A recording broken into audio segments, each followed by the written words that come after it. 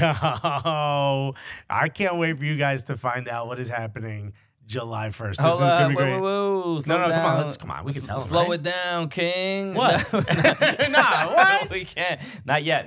We have an announcement coming soon, but not yet. We can't reveal it. So, man, I was just gonna tell y'all.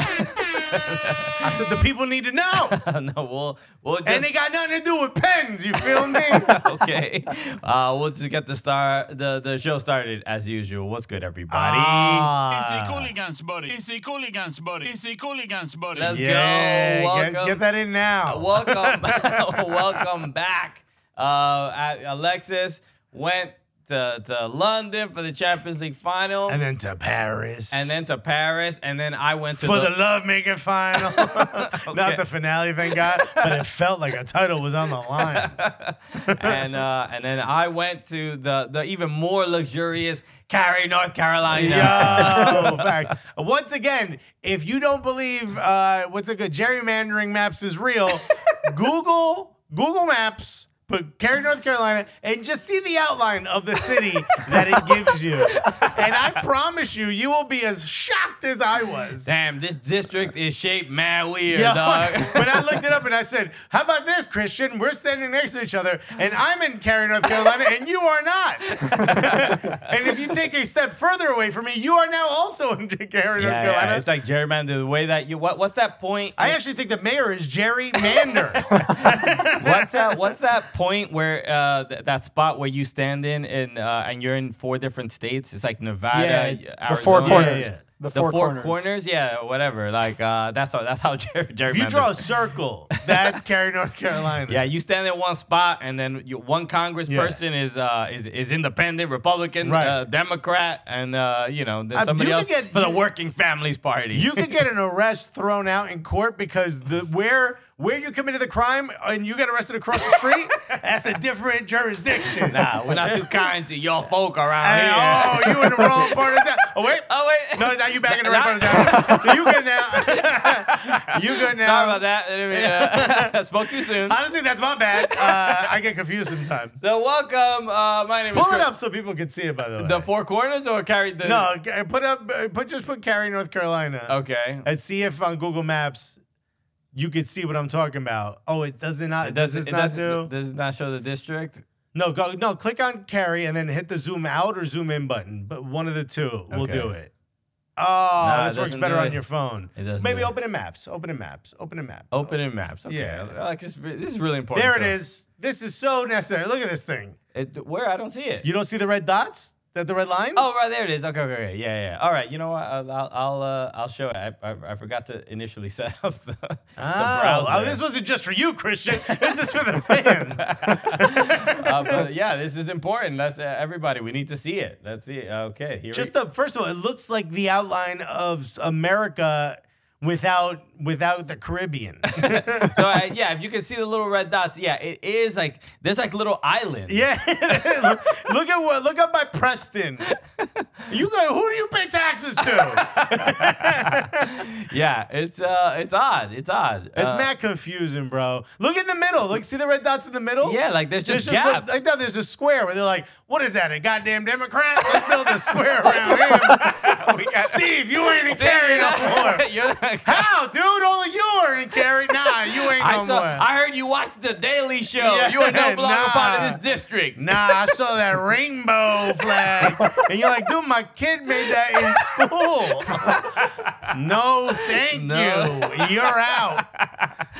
So you live in another town. I mean, outside of that, what town is that in the middle? I need to know for my own well-being. People were very kind in Cary. I had a great time. We've had good times there. We went to the NWSL final championship. So that was dope. So hello, everybody. My name is Christian Polanco. Hey, I'm Alexis Guerrero. We out here just still cooliganing it up. And we only know one speed, folks. Exactly. Back from our travels. Also, producer Miguelito, who was with me throughout the whole TST journey and extravaganza. Now, one of the two of you had to say wild stuff to players and fans to keep up the what would Alexis do vibe? Which one of you two, I guess, kept that promise? I don't know. I mean, it's hard shoes to fill. Yes. You know what I mean? So we tried our best. A lot of people did ask about it. You know what? I got into the very strange conversation of like, yo, is your other half here? I'm like, my wife is here. Right, the one who had the kid? The one with the kid. Somebody's like, yo, where's your twin? Yeah. And I'm like, my kid? Yeah. Like or my son? nanny? Or not. I'm like, you got to be very specific. Yeah, 'Cause, yeah. you know, my relationship has changed a lot the last couple years. You know what I mean? So, but yeah. Which one? The one holding my child or the one currently shit-housing a baguette? So, but a lot of people did ask about you. And maybe next year, maybe for next TST. I would have loved to have been. Yeah, it was so it was a dope experience, and we have a lot to go over. We have some interviews. Some legends are joining us on the show today of the TST women's team, the U.S. women. Later on, we're gonna be talking to the homie of all homies. I mean, when they say who's your twin, where's your twin, you probably thought they were talking about. I was like, oh, Kriegs? Yeah, you talking about AK? Ali Krieger is going to be joining us in just a little bit. And you would think that would be enough. And everybody would be like, the Cooligans, what a great show. You had Ali Krieger on there. This show that's worth the cost of entry, right? Exactly. You were like, this show cannot get any better. That is impossible. But no, there is more. Because on top of just having Ali Krieger on the show, we have the other legend, Michelle Akers. Oh my God. Coming through. Right? The OGs. The first, I think, female athlete to have sponsorship. Okay. Legend. Damn, I wasn't aware she was the first. Bro, she had a sneaker deal before your grandmother even knew what a sneaker deal was. I assume you mean soccer, but there had to be other female athletes that had I know, I think she was the first. No. First ever? I think she was the first. Miguelito, look that up. look it up because we're going to sound crazy if that is wrong. Also, prove me wrong. What 85-year-old person is listening to this show who remembers? So Ali Krieger and Michelle Akers. So she's like, actually, it was Amelia Earhart. As well, Alexis Nunes, ESPN FC host. That's right. There's another Alexis on this show. I forgot. Well, all three were going to be on. I thought it was just them two. My bad. So shout out to Alexis Nunes as well. Michelle Akers was not the first woman athlete with a brand deal. Babe Zaharias. Babe! Everybody remembers Babe Zaharias. 1935, after winning 2 gold medals. What was she sponsored by? Menthol cigarettes? Damn, a Dodge car. Dodge. Wow. Homegirl was sponsored by the Great Depression, dog. Sponsored by poverty. Sponsored by the breadline. Yeah. Hey, boys. You're watching women's sports. Don't forget, get bread for your mother. Anyway, here's the babe. So them three. What order? Well, I guess we have to. It'll be Alexis Nunes first, then Ali Krieger, then Michelle Akers. That's the way to. I'm sure Alexis would be cool with that, just on the legendary status. Exactly. So you on the list? Had a great, awesome. All three were great. So I chatted with them at TST in the Athletes Village. Because I'm also an athlete. Also, Mike, you could cut this part out. Could you help us book Babe Zaharias? I just want to make sure she's available. We got a lot to discuss. We got legends only on the show. Babe Zaharias is gonna be closing out this show. Just so you know, with all respect to Akers. What kind of Dodge we talking? I think draft Dodge. That's the type. She's out in front of that thing, cranking it. Yo, this Model T is fire, bro. The model. I went Model Z. You feel me? Okay. So let's get into it real quick. You went to Champions League final. Let's just get a quick recap. Champions League final is amazing. The food, the drinks. You know who was there? I can't remember his name. The Argentinian guy who does the videos with his wife about Hero Freixas. Yeah, he was there. Yeah. I was hanging out with him. There was this guy who at some point was like, jumped in my seat, not my seat at the game, like in the hospitality. I come back with 2 plates, one with butter chicken and the other one with tortellini. And small plates, folks. It's more finger food than anything. But I come back to sit down, and there's this tall, gorgeous Indian man sitting in my seat. And I went to be like, hey, yo, there wasn't a lot of chair. Like there wasn't a lot of space. And a much larger Indian man, clearly security, kind of put his hand on me and goes, wait, he has to take a picture. I was like, yeah, in my seat with my jacket on the back of the chair. I was like, yo, is you watching him? He said, yeah. Yo, tell him to get up. It's my chair. I don't give a fuck who you are. Oh, Right. yeah, you might have to cut that word. I go, I don't care who you are. You know what I mean? Yeah. And my stuff's there. Like, my drink is there or whatever. He's like, he'll be done in a second. He just has to take a picture. Took a picture, got up, and the guy came up to me. He's like, hey, man, thank you for your seat was the only one open. I just needed it real quick. Thank you so much for letting me take a picture. I can't remember his name, but I was like, yo, man, I'm mad disrespectful. Oh, so who brings security, man? We're at a game. And someone goes, oh, he's the biggest Bollywood actor. I can see that. And he has 39 million followers. And I was like, well, does he need my jacket? You know, I'm like, what else can I do for this Can my man? jacket be featured in the photo? I'm like, bro, can I take a picture with the guy? I'm like, is that allowed? Okay. I Yeah. wish I knew his name, but they mentioned his name, but I forgot it very quickly. Yeah. I don't imagine you keep up with all the latest Bollywood I was stars. just like, oh no, my boy's in my Did I ever Bollywood tell you chat. I was in a Bollywood film? You mentioned rollerblading, I was right? rollerblading. Yes, you did mention this, bro. Let's go. I was an extra in like a Bollywood film that was they were filming scenes in New York.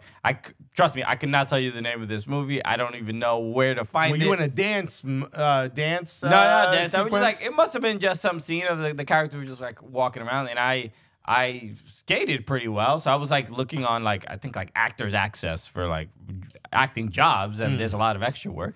And that is my connection to Bollywood. Did you like stunt a little bit? Yeah, well, skate backwards. I skate backwards. That was his thing, folks. Yeah, I know how to skate back. I played hockey, so I know how to skate backwards. And then my co-star, my co-extra, Yeah, both could have been leads. she was. I had roller blades. She had roller skates, but she didn't really know how to roller skate. She lied. She lied on again. You Actors can't Access? believe it. An actor. For those who don't know, when you log on to Actors Access for the first time, you have to fill out your profile, which is like 55 pages, and you have to tell them everything you can do. And there's at one point Special there's skills. There's a massive list of things from like using a computer to knitting. It's just like at some point you stop being honest, and you're just like, how you gonna know if I do this or not? And you just start clicking everything. And Shorty, 100%, Without a doubt. clicked away, and they said, hey, you're in. Bring your roller skates. And you're like, my what? I said that? And then the director was like, told her like, you need to skate like him. He Yeah. knows what he's doing. So happy to make that contribution. Alexis, I figured out who it was. His name is Kartik Aryan. Kartik Aryan. Actually, that sounds about right. Kartik, like K-A-R-T. I got it. I found K-A-R-T-I-K. it. All right, I got him. Oh, okay. This is him. This is him. This is a handsome guy. Yeah, his hair did not look like this. This is. This is from a few movies ago, maybe. Yeah. Maybe a few years ago. But this man, I mean, is flawlessly gorgeous. Yeah. This is a gorgeous looking Yeah. man. Okay. Yeah. All right. I looked at that. Well, he needed a photo, and at first I was like, yo, get this beautiful chiseled jaw dude out of my seat. And then eventually I was like, oh, you a big dog, huh? Okay. We talked for 2 minutes. He seemed like a really nice guy. The game overall wasn't. And we haven't even talked about the game. Yeah, I mean, it No, was- I thought the game was You kind enjoyed of it? exciting in the second half. Okay, Yeah. okay. The first half was Yeah. a bit of a stalemate, but it was different being there. I also was there with Lawrence McKenna. Yeah, I saw his photos, Lawrence yep. was there. It was really cool. We sat next to each other, so we got a chance to talk about the game as it developed. And it's cool to see, like, I was sitting in a section of people that were, like, important, so to speak. So, like, a lot of these people were, like, influencers and stuff and, like, celebrities that were just there to get their photo taken. But I kind of moved to where I was sitting to where, like, it wasn't, like, journalists or analysts, but people who know the game very well, I'll say. Some big names I can't mention. And the way they watch a football match is so different from the way you and I would watch it. That it was really interesting being like, simple things like, oh, the keeper's nervous. That's why he's taking 2 steps forward. I'm like, how do you know that? It's like the first time you watch someone play poker. Sure. And they're like, you have kings. And you're like, bro, no, I don't. You 100% got kings. It was like that. It was kind of cool to be like, oh, once you've been around this game for so long, you don't view it the same way. You're not excited about the match. You're watching 2 people play chess. Got it. It was kind of cool. Cool, man. Yeah, it's it's funny because at TST, and I made my TST debut. Yay! And I mean, again, if you've been listening to any of the interviews, especially from last week, you know how excited I was to participate. How you know, but the Maybe a little nervous. A little nervous. The nerves were there, but the one thing that was kind of remarkable was like being in the locker room, hearing the coach, the coach with the magnets and the dots, and he's like, okay, I need my fullback, Christian, I need you up here. Like, did the coach come in and do that slap each person when they go down the line? I wish they would have done that. I'm like, oh, the authentic experience. I need the full experience, man. Okay, coach, call me a homophobic slur. I need to be motivated. No, right? Put your cigarette out of my arm, dude. Okay. No. It was incredible. The coach was an amazing person. Just getting that tactical, instruction. Right, like, and being in the locker room, and again, I started playing soccer as an adult in a co-ed Sunday league. Yeah. It's much more chill, bro. I'm playing against people that work at Warby Parker, right? Yeah. I'm not trying. We ain't really trying to put out a lot of effort. Okay, I'm just not trying to injure anybody so that they have to use their insurance policy. You're like 20% of my own team is still drunk. So this is not the same. So getting that experience and all these the one thing I was talking to Brian Jordan, he was on our team, Summer of Soccer, shout out Summer of Soccer, and he played for the LA Galaxy when Beckham was there. He played with our friend Edson Buttle as well. So he was on that team, and I was just telling him like what he asked me like what are one of the things that like surprised you about this whole experience, and I said like the fact that the coach told us to do like tactically from the first game to the second. He's like, this is what we need to do now. This is why where we need our fullbacks. Our goalkeeper has to be play with the ball a lot more. And literally in the beginning of the second game, we created a chance immediately, like a great chance, and it took an amazing save from the goalkeeper. But it was just like. What was the movie with the Netflix series about chess with the woman with the oh yeah, where she's like a drug addict. Molly's Game. Say it again. Molly's Game. No. Like No, with Anya something. Yeah, the Anya Joy or whatever her name is. Yeah. What was the it? Famous. It's like an old timey. Yeah, show. yeah. It's a good. The Queen's Gambit. Queen's Gambit. Queen's Gambit, right? Where she was like, she saw the chessboard in the ceiling and whatever. That's kind of how I started seeing. I'm watching the game, but as soon as. I see you got the beautiful mind thing going on. The beautiful mind. All I see is the magnet with the little pieces on the pitch, and I'm like, and you're like, free will is a lie. This is a simulation. We're all in control. We're all puppets. The coach is our puppet master. But it was just like the fact that we could get that kind of instruction, and then it leads to these positive results. Where I'm like, the coach saw it before we did. He knew what we were capable of, right? And there's sort of that thing of like in soccer, in football, there's a thing of like, I guess for the layman who doesn't really know how much influence the actual coach has on what happens on the pitch, because the players seemingly. There's no timeouts. Seemingly they're making their own decisions, but there's a philosophy that's in place that comes from the coach, and that will lead to failure or success or whatever. But that was that one moment where I was like, yo, it worked. It worked exactly what we were talking about in the locker room. It just like exactly worked, and everybody was in the right position, and it led to the defense making the decisions that we wanted them to make. We put them in pressure. We created overloads, 2v1s, and I'm like, it led to the point where in between matches, when I was talking to other teams, our locker was next to like the Sneaky Fox locker and Zala, so I'm like talking to Tony Rocha, I'm talking to CJ Sapong, I'm talking to AJ De La Garza, all these guys, and people are like, "How was your game?" I'm like, "Oh, nah, man, it was tough. We played these guys." And I was like, "How was your game?" And then they're like, "Oh, what'd you do?" And then they asking me like tactical questions, and I'm like, and they're listening to me, and I'm like, "Yo, you care what I have to say? I'm the clown." That's when you start lying. You know what I mean? Yo, we're doing this thing only headers. We're not allowed to touch the ball at all with our feet. They don't even see it coming, bro.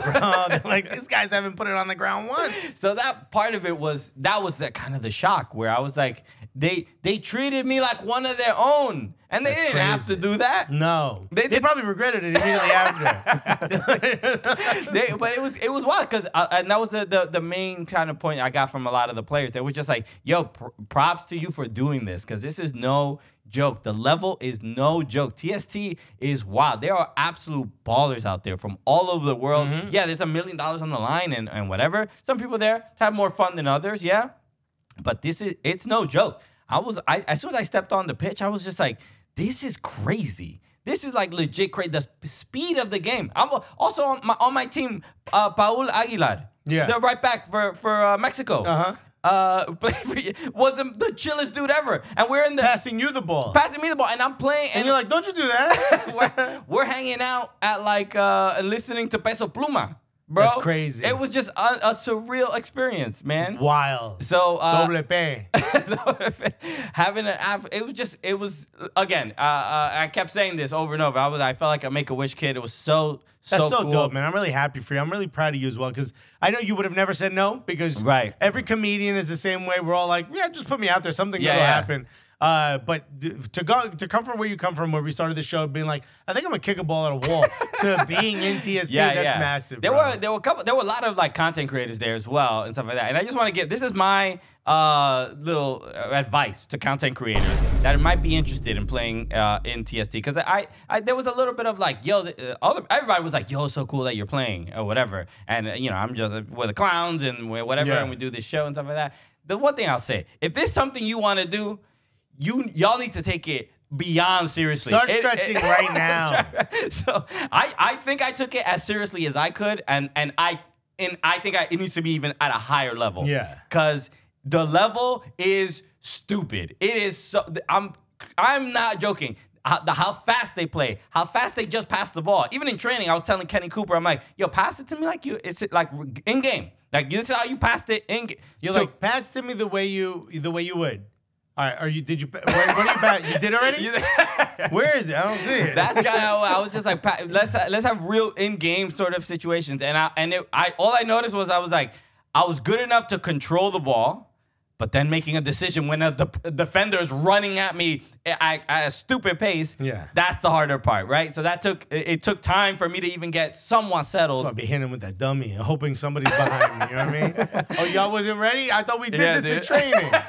So it's no joke. I think some teams have our team had Claudio Castagnoli, one of the wrestlers from AEW. So we all knew the level for everybody on the team. We had a couple celebs, couple chill, people there to have a good time. There's some folks there mainly for the clicks. Exactly. You know? Okay. That's Christian Polanco. And that's all. I'm all good with that. But there were even in training, like the coach was like, I was taking a couple shots. He was like, okay, I see what you got something. Yeah. Okay, and so. That is, there's still a lot of parts of my game I need to work on to get to that level. Did you get any notes? What to work on? I mean, the notes were you should have went for that bicycle kick. Yeah. That was the big one. That seems to be the prevailing note that even I've gotten. Yeah. So, but no, there were a couple decent notes, but nobody was like, bro, if you would have scored that bicycle kick, though.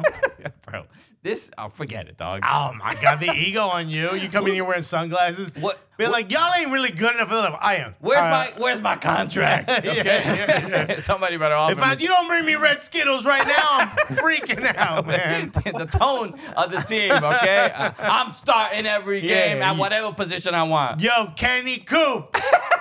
Move over. Okay? Yeah, USMNT, FC Dallas, blah, blah, blah. Not interested. Bring the bikers here. You might want to move over. Okay? And it's not electric. Right. More analog, you feel me? So, no, man. Shout out to Summer Soccer. Shout out to everybody. Again, incredible experience. We're gonna do a no cap recap on Patreon, patreon.com/soccercooligans, because we have a ton more stories and a bunch of other stuff, and we want to hear more stuff about the Champions League final. So tune into that. Go patreon.com/soccercooligans if you want to hear that. But now we gotta talk before our interviews. We gotta talk about the U.S. men's national team and the debacle. They got bodied. The parceros. They came to Maryland and they were like, "Yo, parceros unite!" Okay, everybody. Bro, are there that many Colombians in Maryland, bro? This game was in, I think, by the way, Cary, North Carolina. they cut out the stadium and it became Barranquilla. This was absolutely ridiculous. Bro, 90%? En Barranquilla me quedo. It might have been 90%. It was a lot. It was a lot. It was might a lot. have been I mean, 80. Look, the American Outlaws area, that was proper. That was a proper. They got an area. They got an area. The away side, you thought. It felt like. But look, this is the nature of these matches. Sometimes I'm not a person that necessarily like cares that much about it. Look, I think it's like they're fighting sort of uphill, but I think in this game, if it was 90% USMNT fans and 10% Colombia, would that have not allowed them to sort of make the mistakes that they made in that second half? Maybe it's not 5-1, but they're not winning. Exactly, they're not winning, but there was just a lot of mistakes. I mean Tons of individual mistakes. I'm not going too crazy about this match because I think we should, only because any time in any other place in the world. I mean, look at this. FIFA number 12. How is it US number 11? Out there, it did not look that way. How is the U.S. ranked above Colombia? That's wild. Out there they were. Oh, because Colombia didn't qualify for the World Cup. Yeah. So that's. But I mean, at the end of the day, shouts to Tim Weah, shouts to Falarin Balogun, shouts to Gio Reyno. I think tried some stuff. I think he had 6 passes into the final third. I mentioned this morning. There clearly were times where, like, I think they were trying in particular. And I know if you're Balogun, you can't really do anything without service. And no one was getting anywhere near him. Colombia had a really simple way of treating this, which is, bro, anytime the ball goes to the fullbacks, we're going to press the shit out of them. Yeah. We're going to try to block, kind of block any of their passing opportunities. And, bro, I mean, as much as I think Joe Scally is a very good defender, asking him to go forward is like asking me to, take my shirt off at a nightclub. It's like, well, I hope you keep the lights off, because if the lights are on, it's going to be bad. I mean, if Rick Ross can do it and Yo. DJ Khaled, well, come on, bro. Don't sell yourself short. I'm not the one. I don't have a private jet. You know what I mean? I'm still trying to get this money. Yeah, when you get your money up, people are like, we don't care if it all jiggles. good. You know what I mean? Like, it's fine. The point I'm trying to make simply is I'm a little. I think what we should be worried about is the fact that the U.S. could not figure out amongst themselves. This was the first match in U.S. history that all 11 of the starting players play in top 5 leagues. Yeah. That's a huge deal. And then to go out in a 5-1 loss is ridiculous. Yeah. The fact that the U.S. could not figure out amongst themselves, just as ballers, you know what I mean? Just as like dudes who play the game at a high level, people who surround themselves with football almost 24/7, the fact that they couldn't figure out how to break a relatively simple trap, to me, he says either they felt restricted where they couldn't, and that's a worrisome, a notion, or they couldn't put it together, and that's another worrisome notion. And if it happens to be both, I'm now double worried. Yeah. That to me is the big issue. My main takeaway, especially in that second half, I mean, really throughout the game, and I don't know. Look, I was playing in North Carolina, and the heat was a factor. This is literally just crossing my. I'm like looking. The TST was going on at the same time, so I didn't get to watch the game live. But I'm like, yo, is it probably just that they're hot? They might be like fatigued, or they're just like not fit enough to prepare. Both teams have to handle it. 100%. But then when I was watching it back and I saw the lack of effort from especially like Weston McKennie, that was like a weird one. It's like it was an odd game for him because he seemed lethargic. Exactly, and there was a moment. It was, I forgot what moment in the game, but they didn't give up a goal. But there was just a moment where I was just like, why is McKennie just like ball watching and just waiting? It was like a weird scramble in the box, and it led to a missed chance from Colombia. But it was just like, all right, he should be in that scrap trying to like win the ball back. And also, not that Johnny Cardoso had a bad game, but he didn't have a good one. He didn't have a good one, but it was. I mean, the one where he lost the ball, where he didn't realize there was a player behind him. But the fact that I think that was a big move for him, right? Mm-hmm. Get a big showing, like, all right, we're gonna give you the chance to see if you can be that guy in the middle, especially with Taylor Adams injured. I mean, you're Tyler gonna get Adams, not Taylor Adams. Jesus Christ, Tyler Adams. Especially with Bryan Adams, the singer, injured.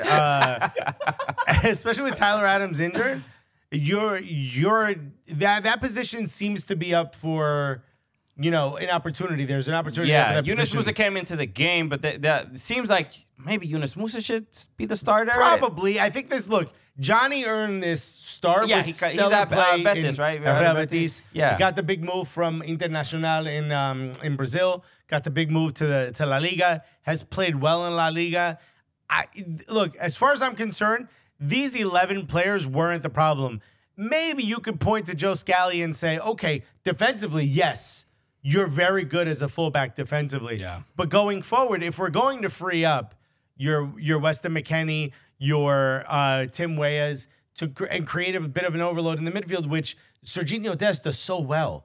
If we're going to ask you to do that, then you have to be adept at that as well. And I don't think he was. I think when you look back, you say, well, okay, 1v1 defending, he's great. Yeah. Yeah, this is a great player. But we don't, the tactics either need to change or we don't need that from you at this moment.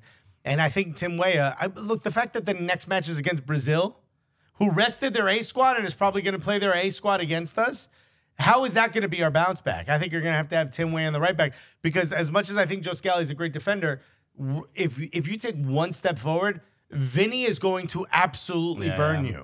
So, you need to be. Joe Scally is going to be having low volume conversations with Matt Turner. That's how close he has to be back there. All right, so there was a lot of just poor passes, mistakes. Obviously, Weah losing the ball. I thought the third goal, Cameron Carter-Vickers at one point was like, "What are you guys doing?" the third goal. Who scored that goal? I think you're talking about the Carrascal one, where it got quickly turned over in the midfield. No. The third goal was the one that I forgot who made the mistake, but the third goal was like the deflating one, right? Because when Weah scores, yeah, I'm like, okay, you know what? Before that, I know you didn't get a chance to watch the full match, but right when that goal gets scored, it was like we had been knocking on the door of scoring, yeah, and it seemed like we had built back the momentum. If you go back to the momentum chart, it should. I haven't looked at it, but it should show that we had momentum at that time, where it was like, all right, we built up enough momentum in this moment where I'm like, yo, we kind of maybe have this figured out a little bit. And, bro, did we not have it figured out, bro? Dude, where's that momentum? I haven't seen it. Usually it's in facts. It's in facts, but it's not here. Overview, maybe? Go to overview. All right. Where's overview? No, I don't see it. It's maybe just stats? Yeah, it wasn't in stats either. Who knows? I don't know. Go to commentary.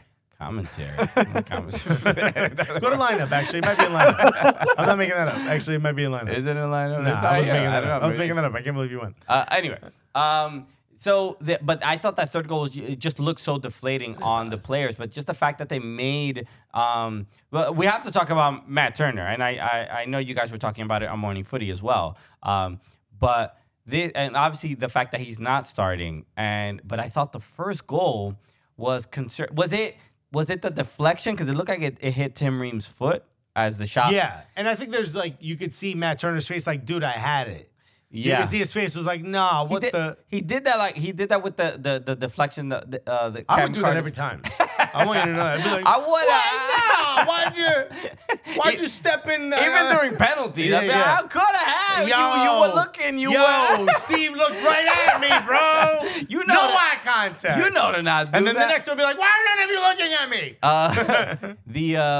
Yeah, man, it's just Turner had a bad game. I hate seeing him have bad games. I mean, he's the Pride of Park Ridge, right? Jersey's own. But this is I don't know if we're in a place where is it a guarantee that he should be the number one? Because he didn't play for Nottingham Forest, and the goal that he gave up in that first goal was just such a poor. It set this poor precedent, and I think it hurt his confidence because he gave up. He's been giving up goals.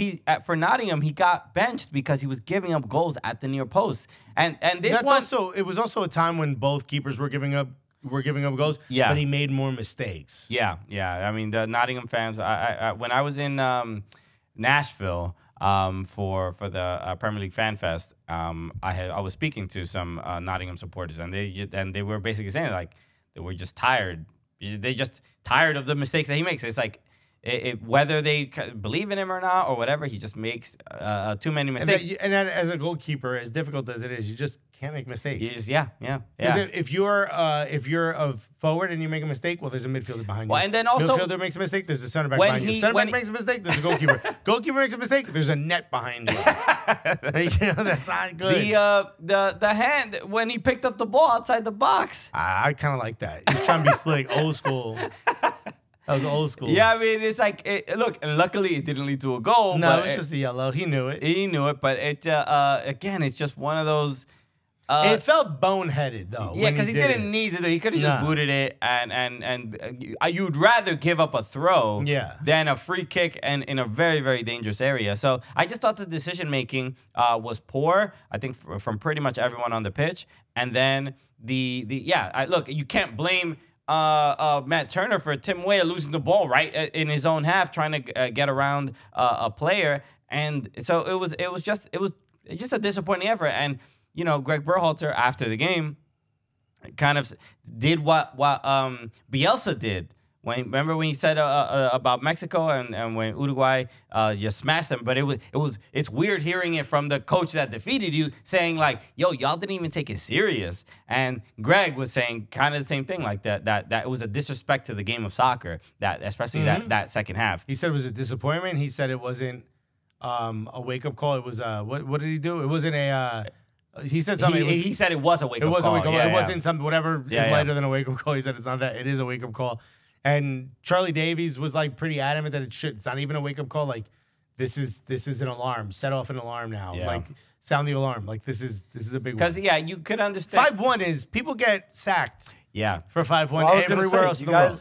Is there any chance that Greg doesn't make it to Copa America? I mean, I guess Copa America is right. Copa America is his because it's stupid now to go into a tournament unless some major thing happens where like he has to leave the team for something.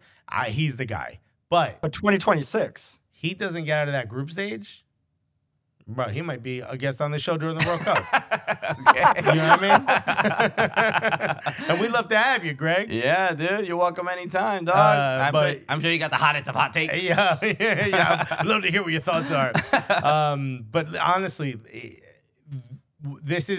you can't have this be the first time in the history all 11 are playing in top 5 major leagues. Yeah. And you go out looking that bad because that wasn't a talent mistake. Those were tactical mistakes. Those were individual mistakes. And unfortunately, you get blamed for this. This was a coaching mistake. Yeah. You're the one who has to prepare the team. If they came out without the luster and the gusto, that's kind of on you. Yeah. If my guy could get Summer of Soccer to play the second game, if they could get them to start with a bit more gusto, then maybe you need to switch up what you're talking about. Okay. I'm happy to give any tactical advice, Greg, if you need it. Your tactical advice is go talk to that coach.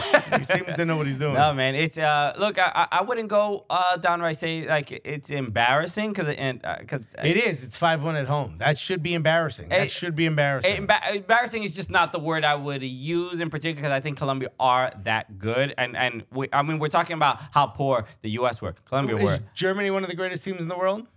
Yeah, of course. Is Brazil one of the greatest teams in the world? Yes, they are. So when you beat one by 7 goals, you know what I mean? Yes. Okay. That's still an embarrassment. I don't want to get lost in that. I mean, it's a very, very bad loss, but I think the reason, I think 2 of those goals were definitely like these guys just not in the right mindset. Like they just poor decisions. Yes. That's still an embarrassment. Okay, fine. It's I still there was there's a lot more people getting involved in the conversation. I don't know if you saw the tweet from Colin Cowherd about like it's actually pretty funny. Let me pull it up. But he basically is calling out the people that are trying to get Greg fired. He's like basically like they're essentially overreacting. I want to get the exact tweet. But this guy what does he know about soccer? This guy tweets so much. Okay, here goes. Oh wait, no, this is not it. Where's the original one? Where is it? Okay, hold on. Let me find it because but Colin Cowherd is kind of making fun of the fact that like USMNT fans are like a little too reactionary. This is the one. That was the one that was up before. No, it wasn't. It was a different No, it is. You young USMNT fans are so Oh, predictable. okay. It hurts. I'm sorry. So he goes, quote, young USMNT fans are so predictable, it hurts. Team lost a quote-unquote friendly in preparation for Copa. The stampede to fire Greg Berhalter is underway. Every Liam, Holden, Fallon, and Beckett are demanding they burn the house down. Hashtag deep breaths. Okay, I good can't bit. lie, bro. The Liam, Holden, Fallon, and Beckett thing. No, it's a good bit. I mean, I'm laughing. It's a good bit. I'm having a good time with it. He's roasting. He's It's roasting. a good bit. I like it, but I will say There's a little bit of like, no, look at this white on white crime. Yeah, damn. Damn, bro. Colin just took down a Beckett. You never see this, man. Damn. What is it? Is it their music? Right. That is like Pedro saying there's too many Latinos in here. That's like my friend Juan saying he leaves the city for the Puerto Rican Day Parade. Too much noise. I It's can't be too around much that. with the tiki. I love it. It's a lot like that. But I will say he ain't wrong. Yeah. But at the same time, it's like, bro, we've had enough to see here. Right. You know, like I said this about Garrett Southgate. It's like the time for preparing and learning and figuring it out is over. Mm-hmm. If you're England, you have a golden generation with another golden generation sliding in underneath them. Like next, you have to start winning something. Like at some point, as a national team, you have to bring home a trophy. Well, It could be the Audi Cup. They do bring trophies. U.S. wins trophies, so we can't say that. But for the U.S., it's different. Yeah. The U.S. have to start winning trophies outside of Nations League. Well, exactly. Yeah, okay, And we Gold beat up Cup. on Canada, and we beat and Gold Cup, sure. We beat up on Canada, and we beat up on Mexico relatively recently, right? Yeah. Yes, great, good for you, right? Now go win against, and I'm not saying you got to take home, Copa. You don't have to win Copa America. Yeah. But a semifinal, no? I mean, sorry, you can. You got to get out of the group stage. You're done. Gotta get out of the group 16? No, we got to do better than group of 16. Yeah. That's where we can knock down the World At least Cup. a quarters. I'm fine. I'm happy with quarters. Is like all right. Quarters like arguably okay, fine. Yeah. But You get some more time. Semi is like we have progressed.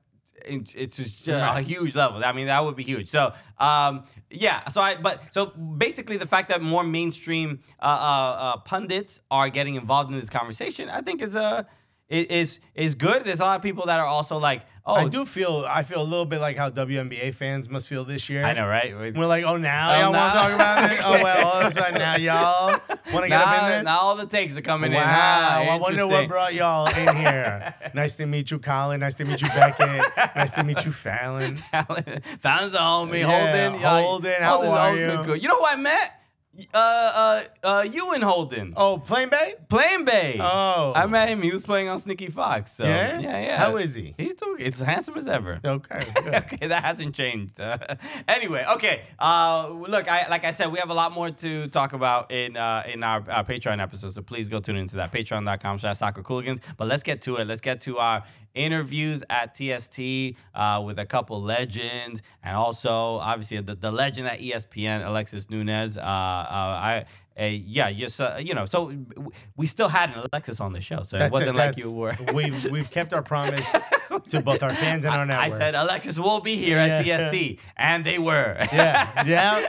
She crushed it for us, Alexis. For us, Alexi. Exactly. Because you people when they see your name read, they assume it's a woman is about to show up. I've got that so many times. Exactly. Okay, but I mean, you Somebody- thick, but you ain't a woman, bro. When Donna started at Memorial Sloan Kettering, she got invited into the LGBT group that they have of nurses, and she was like, "Yeah, I'm an ally. I'm happy to support." Zero reason." And she was like, "What did you know about me that made you know that I was so supportive and that I would be here?" Yeah. And they're like, "Well, I mean, you're in a lesbian relationship." No way. She No talked about way. she talked about me and Alexis went away this weekend because we've been married for so long. They assumed, and then the never heard person that thought like, I'm now getting canceled, because she was so worried. And Donna's like, who cares? Yeah. Also, what's up with these cupcakes I heard about? My wife's like, I'll be here. I love it. Yeah. I love it. All right, let's start the convo. We're just gonna go through these. So it'll be Alexis Nunes, Ali Krieger, and then Michelle Akers, and then we'll be back to wrap up the show. But here it is, my convo at TST with Alexis Nunes. This is a person who we've been trying to get on the show for ages, okay? Because I've been a fan for so long. We've seen her on ESPN, absolutely crushing it. Whether it's in Bristol, whether it's in London, where you live, Manchester. I'm in London now, okay, yeah. you're everywhere. But we constantly see you on the sidelines for ESPN FC during matches all over the world. Alexis Nunes, thank you so much for joining. No, thank you for having me. Finally, I feel bad now. No, it's cool. You were literally like 15 feet away from us. Exactly. And we're like, you know what? You're looking too comfortable in that lawn chair. Come to this rocking You chair actually over here. saved my time because I'm waiting for Adrian Mariappa. So, Okay. And, you know, if it's one thing I'll tell you about Jamaican men, they will make you wait. So. Okay, yeah. Why not? We're gonna, that's a tip for you dealing with Jamaican athletes and dating. Yes. So it works. Alexis, we're at TST. Is this your first time or no? This is my first time. I didn't get to do it last year because I did the Special Olympics and then I went off to do the Women's World Cup. So I just wasn't in a position to do it. But this year, I'm here. Yeah. You are not a person that is short of jobs to do and work.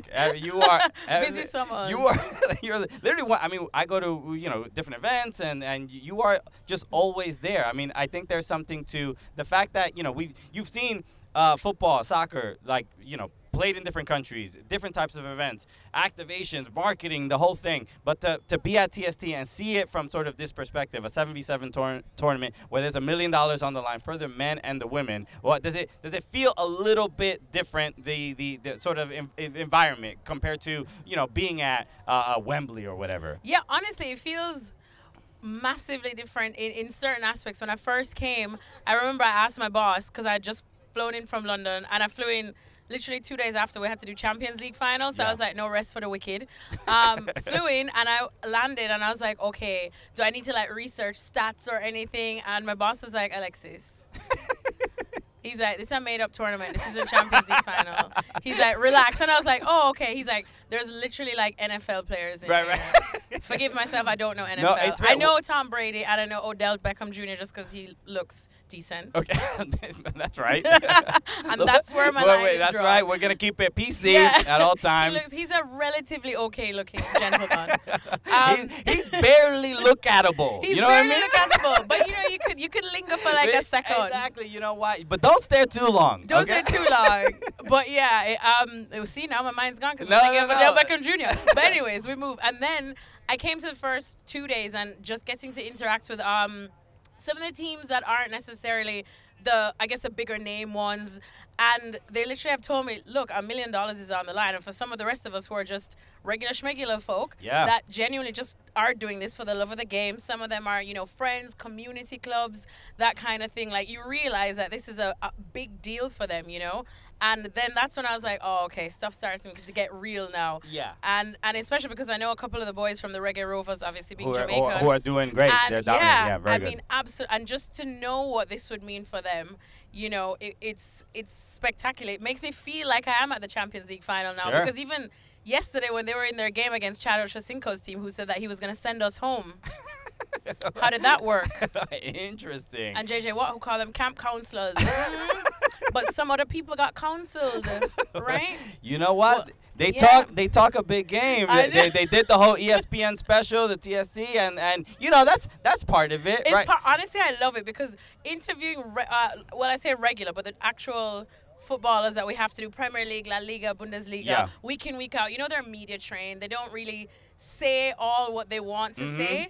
And when you hear the trash talk now, it's actually so refreshing. I'm like, this is a tournament. This is the tournament where you don't have to be totally respectful. Exactly. You love it. It's almost like boxing or UFC where they tell you, because I've interviewed people before a Champions League final or a World Cup final, and they say, we're just going to treat it like every other match and focus. Stop it. Yeah. Stop that foolishness. This is not every other match. It's a World Cup final. Yeah. So I love now that there was some trash talk. And, and you know what? Were it not for that, then maybe the boys wouldn't have done so well. So okay. There you go. Yeah, gave them the motivation they needed. Yeah. I mean, we talk about trash talk, but I think trash talk is not so much talked about in the women's game, right? No, yeah. But we're here. We're on the pitch. It's 7v7. We're close. We can kind of hear. We hear them speaking to each other. There is an intensity of we know.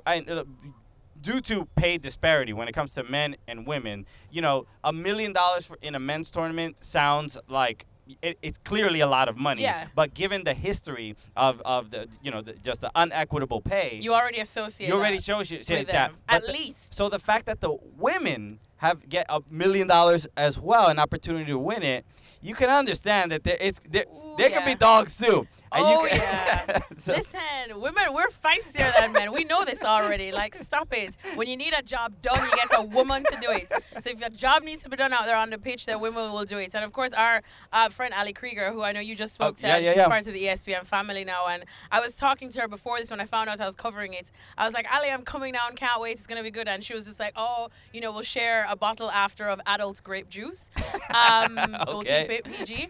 And because I know she loves her adult grape juice, and so do I.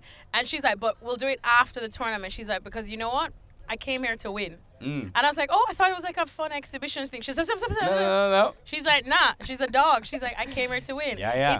It's the actual. I'm very surprised at the competitiveness of it. And for example, we saw it with Kun Agüero. Like, man was not in the best of moods, let's say, but rightfully so, because he lost 3 games, and Kun Agüero is not used to losing 3 games in a row. And when your name is on something, I love to see how he still has that competitiveness and takes it seriously. Yeah. There is a we've been seeing this with a lot of people in the tournament, and we kind of saw it with the U.S. women in that first game of like your name, your brand, your history, your pedigree is not necessarily going to be enough in this particular type of tournament because we know that these are legends, and if we're playing in a World Cup final, we know who we're picking over, when it comes to the roster. But people can be surprised. And we've seen the one surprise, and I think the best prepared player is Nani. Nani, his team is they're prepared, indoor guys that really understand futsal. Yes. Portuguese, I'm sure there's a couple of Brazilians in there as well. That was kind of the big surprise. Because a lot of times the quote-unquote stars don't come as prepared as you may sort of expect. But and I think it's also made me kind of respect the 5-a-side, 7-a-side type of vibe a lot more. I used to, back in Jamaica, I used to host, Guinness used to put on a street football challenge where each of the islands used to bring their 5-a-side teams. And honestly, so many of the other legends that used to come, because they would bring them down to speak to, you know, the guys who were from the communities. You know, they weren't pro ballers. So to have like a Marcel Desailly one year, they had Ruud Gullit, they had Robbie Earl, and to speak to them, because they all said they started out playing street football too. That's how, you know, the best of us did. And they were saying that what those guys are doing and just how they are aware of each other's movements and the faster pace on a smaller pitch is something that even now, because they're so used to playing the full 90 professional football, they can't do, you know? And I was sitting down watching with a couple of the guys, like Maps, like Adrian Mariappa, and he was saying, he's like, look at their awareness. He's like, nah, that's a different level. I mean, I played in, we lost very quickly, but I did play. This is my first time playing at this level. I'm a stand-up comedian, and I look like a comedian on the pitch, okay? So Did the sun get to you? The sun is brutal. The sun is brutal. I mean, I was probably one of the younger guys on the team. So you had to hold it together. So I could, effort and stamina wasn't going to be one of the issues. The technical ability, everybody understood. But that was the like just constantly looking over my shoulder. There's somebody always there, and it was all about like trying to be as deceptive as possible, making somebody think you're going to be here, and then poof, going on in like another direction. So it's a different world, man, and it makes me really, really appreciate, I think, this a lot more. Like I said, I came here thinking, okay, maybe it's a little fun tournament just for bants, but I've left going like, now I feel the tension's high as the sun starts to set and we get into the evening session. I'm like, oh gosh. Exactly. So look, Alexis, this is my favorite Alexis to work with.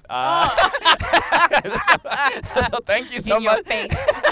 Thank you so much for joining me. Obviously, ESPN is airing a lot of the matches from TST. Straight so so check those out. And this is it's just an incredible week. So I hope you enjoy it as much as I have already. So Alexis Nunes, thank you so much for joining me. Thank you so much for having me.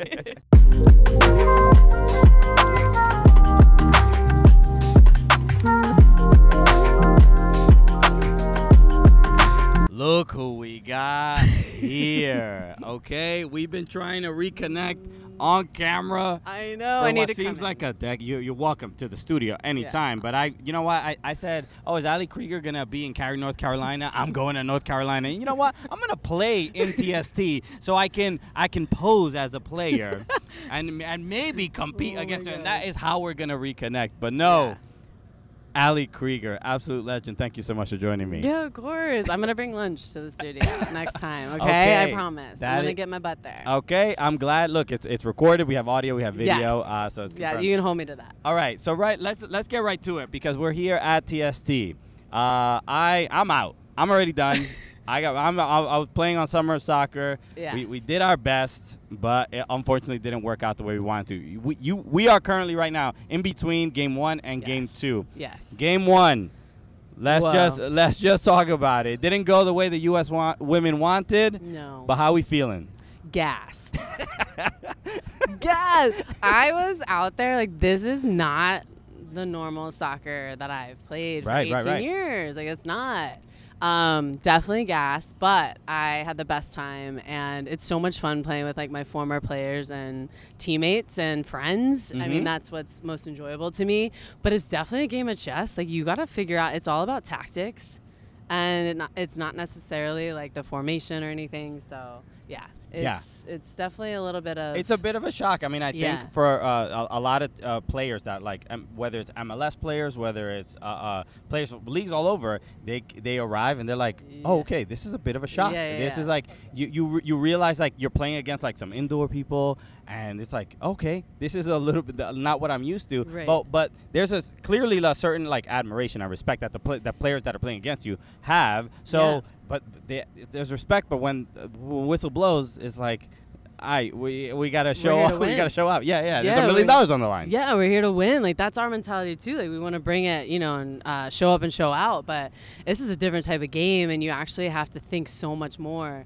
and not just do like habitual things. Because for me, I'm holding like an offside line, and I'm like, wait, there's no offside. I gotta run all the way back to the corner. Like, that's not habitual to me. So it's like you gotta just throw that out the window, and you have to just think of like the plan, the principles, and the new tactics for 7v7 specifically. And it's a whole new game. Okay, yeah. Look, and it's the last time we were hanging out was at the NWSL Championship, right?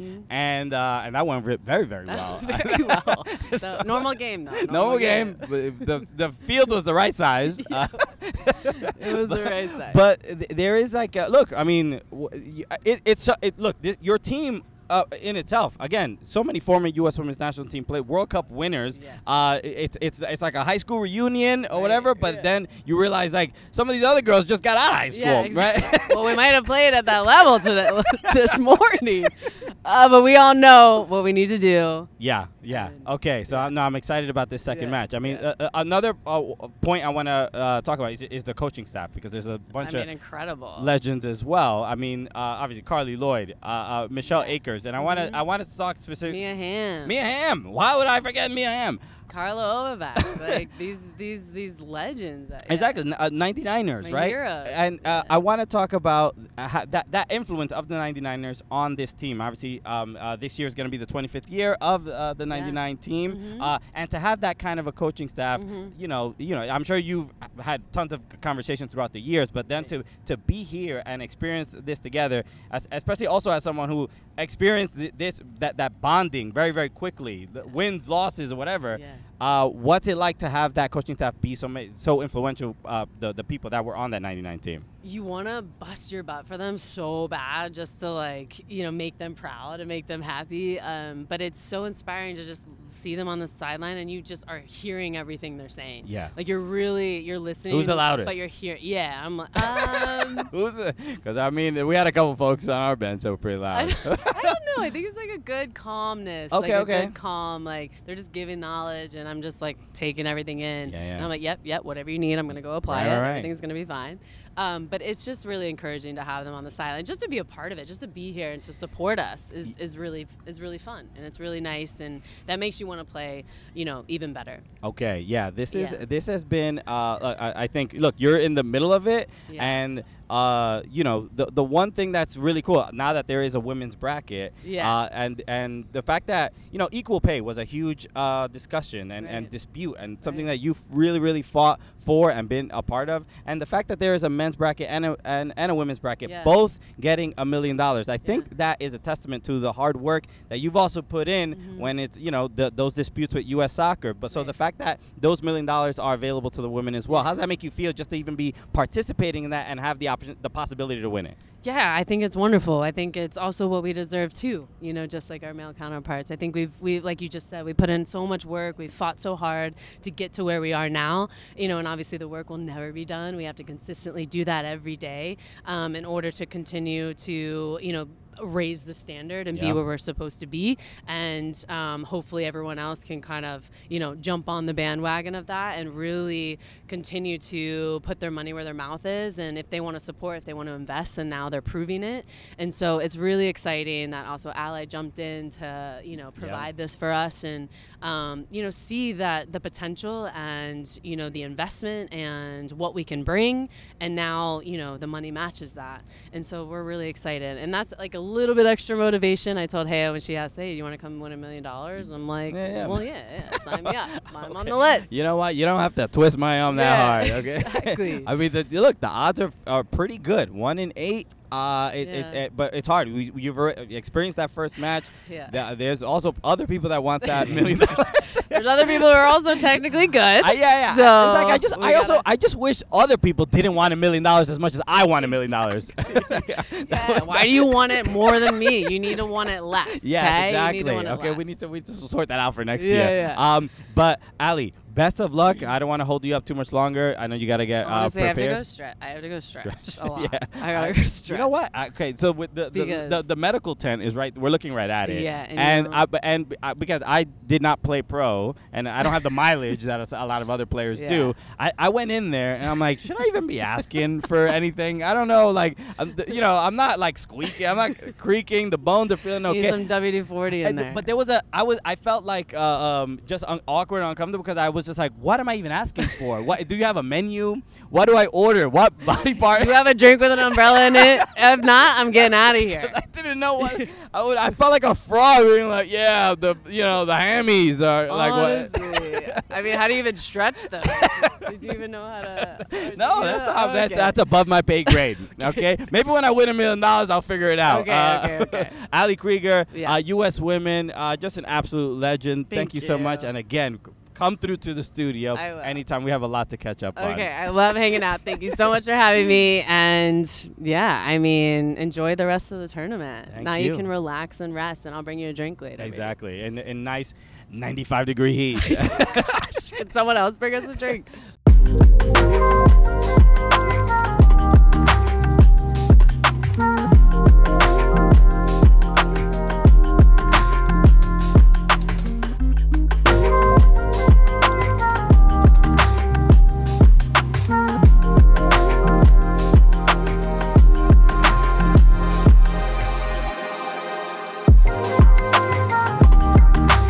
It is an absolute honor to be joined here at TST with an absolute legend. We've only interviewed you remotely, and so it's really an honor to do this in person. But one of the coaches for the U.S. Women. And it's just so wild that we're just in the same, we're seated next to each other. It's a dream come true for me. I am joined by the legendary U.S. Women's National Team player, Michelle Akers. Michelle, thank you so much for hanging out with me. Thank you for being here.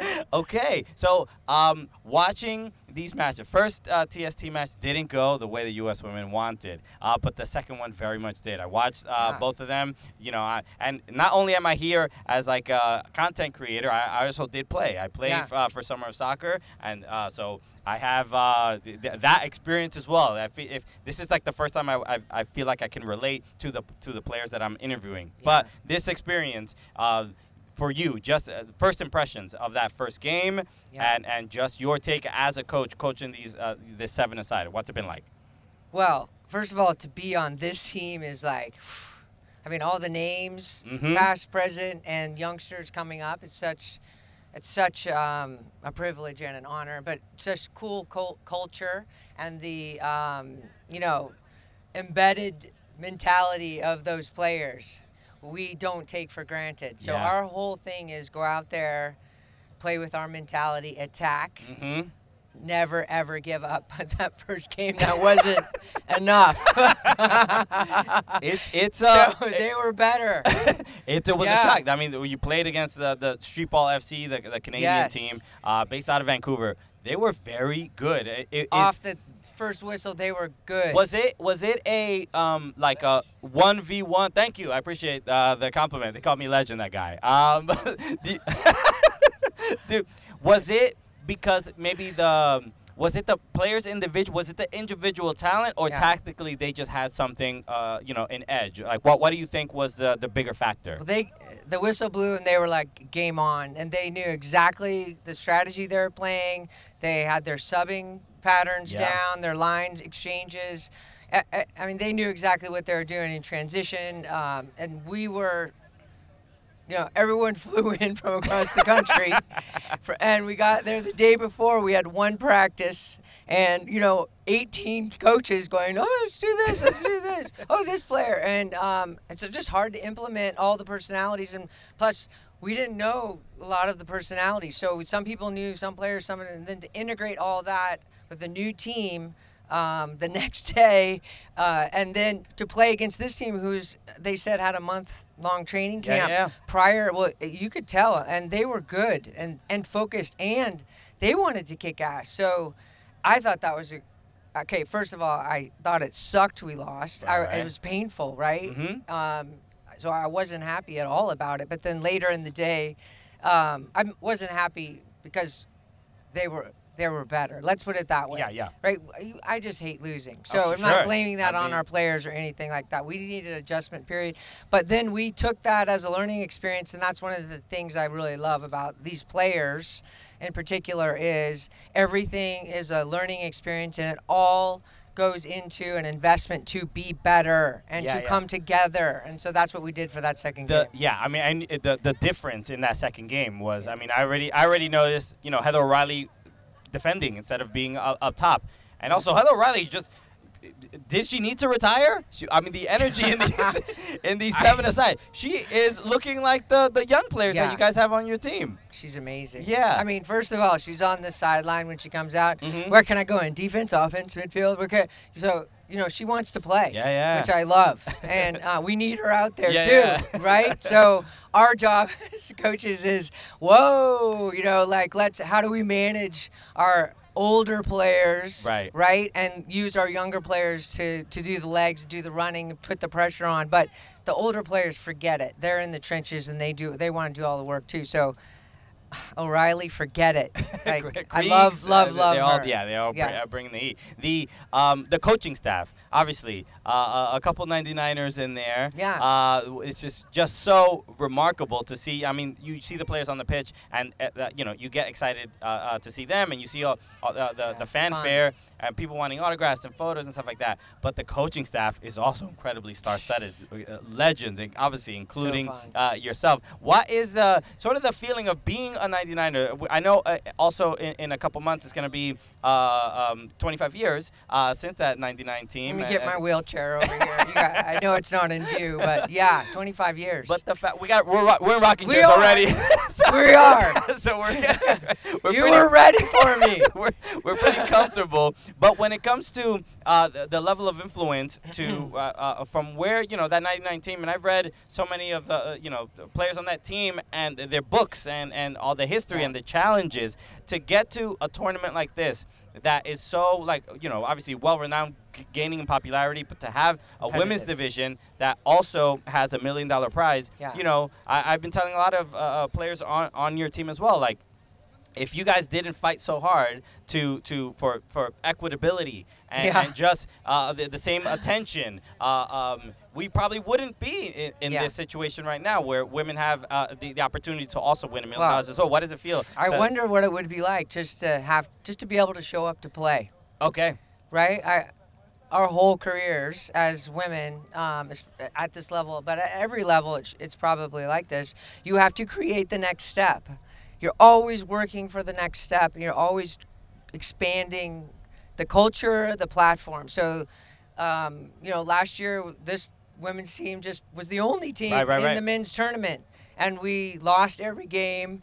And we got scored on so much. We scored 1 goal, but holy shit, that was a huge win. goal. Yeah. We went away. I couldn't have been prouder. It was the greatest experience, top 5 in my career. And I was just standing on the sideline, cheering, right. So to have Heyo be able to influence and collaborate with TST to do this women's tournament and equal prize money, and here we are again, huge. And yet, we need to build this. This needs to be, we need to build this to equitable size. Of course.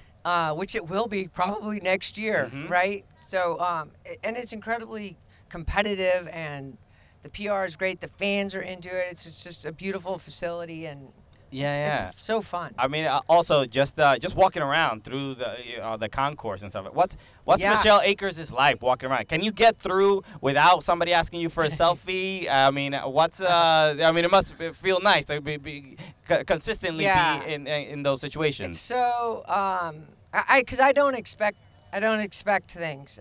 I don't expect people. I'm just walking to go to get barbecue or whatever it is, right?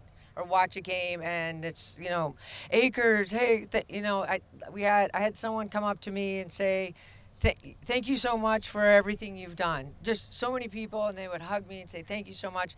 And then old UNC friends, coaches, guys I played against. One girl, she's on staff with one of the teams. She was part of the equal pay thing for the U.S.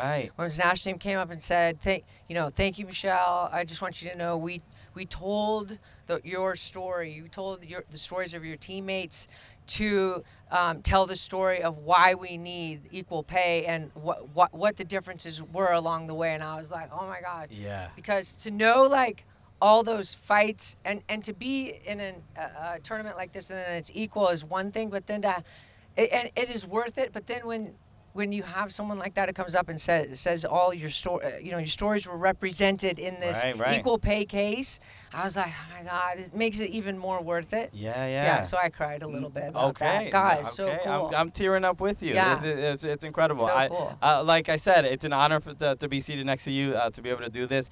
We're talking right before your last group stage match. It's obviously a very important match. So best of luck. I mean, if it looks anything like the second match, I think I have to favor the U.S. women this time around. We got the fire going. So best of luck. Michelle Akers, this is a dream, as always. Thanks so much for joining me. Of course, you're welcome anytime. I'm just going to rock in my chair.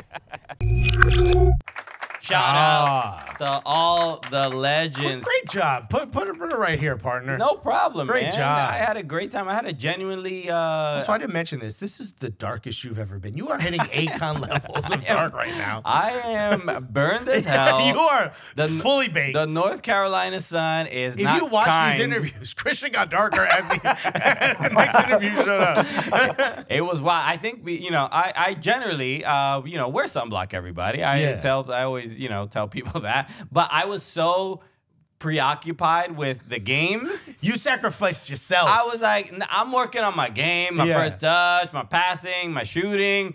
Sunblock? Nah, never heard it. I'll block shots. Yeah. Okay. You're like, Him-Ming Sun is out there shooting. I'll block that. Yeah. I got a little tan. Very bad. You sure did, dude. Oh my face was feeling awful. You must be in pain. 2 days, it was brutal. So yeah, I ended up getting a TST bucket hat at one point because I needed it. It was brutal. So I don't know. The triangle, as they say in North Carolina, Raleigh, Durham, and Chapel Hill, they produce some of the greatest soccer players ever, right? We know that. Heather O'Reilly, obviously, one of them. Great soccer player. How do you produce these soccer players in this heat? This is unbelievable. Unbearable heat. Maybe that's what they are. It's like making a sword, like in cast iron. You know what I mean? Like it is or like pressure creates a diamond. Exactly. You just put them in oppressive heat. It's just unbelievable. So hot. I don't know how they do it. Bless your hearts for anyone that does. Because it was incredible. So yeah, I got a little bit dark, but great job with these interviews, though. Yeah, I had a great time, man. Thank you for everyone who came up and was asking about where I was and stuff. And Yeah, obviously yeah. a lot of Cooligans fans at Champions League final as well, asking how you're doing. So it was really cool. It was cool to see both sides. Amazing. So I had, maybe next time at TST, I'll try to manage my time. It's actually very hard to play in TST and go to training and go to the games and warm up and you have to be at team meetings. You know and all what, dude? that stuff. I'm gonna be there next year. I'm gonna have a utility belt with two aerosol cans, a sunblock for you. Thank you. I'm gonna be a sunblock guy. I need it because it's hard to do that and then also have the full-time position of Cooligan. Oh, yeah. And do interviews By yourself. running Shouts to around. Miguelito, who was out there Yeah, as well. shout out Miguelito. I mean, Looking nowhere near as tan. he had his hat. He had the hat on the whole Had a time. hat, yeah. That's And shout out to Rose and Aubrey too for Metalwork That's Media, right. who were out there as well shooting with us. They were incredible. So thank you Yeah, to this them, was. for sure. I mean, we've done, and just to give you guys props, the production crew, because we've done a lot of this stuff for years by ourselves. We, dragging Pelican cases, setting up everything. Apologizing to interviewees as we're, setting up. So for me, it's like a luxury to have people that are there support. I mean, we have a team of 3 people that are helping me do the content and all that stuff. When it just used to be me and you, which is really a team of 1, because I'd be standing there holding mics while Christian running around plugging stuff in. So to have that kind of support was huge, and Mike had to lug around the Pelican case and across grass and difficult areas. Right. It's like carrying around a 30-pound piece easy. of luggage. It's not easy, and it's hot. And we have to run around from location to location and stuff like that. So shout out to Miguelito. Seriously, I think a lot of times people, they see us as sort of the face of all this stuff. But there's a lot of work that happens in the background, and Miguelito and Rose and Aubrey. But there was all the TST stuff does not happen without the support of that crew. Thank you, man. Appreciate it. Thank you for No, Mike's the best, bro. for that, for real, because that was dope. Appreciate y'all, guys. Thank you, everyone, again for tuning in. We appreciate y'all. Patreon.com/SoccerCooligans to hear more about all the stuff with TST and Champions League. Make sure you follow us at SoccerCooligans wherever you have, social media that isn't being destroyed by the government. I don't know. Wherever you got those that are still running, go. We're the last things on the internet that aren't bots. So Exactly. So tune in. We got another episode Thursday with a couple more TST interviews that are. Can I finally make the announcement then? Yes, Thursday I will allow it. Okay. Jeez. So we'll see you on Thursday, everybody. Peace. I'll tell you the announcement real quick. It's It's the that Cooligans, buddy.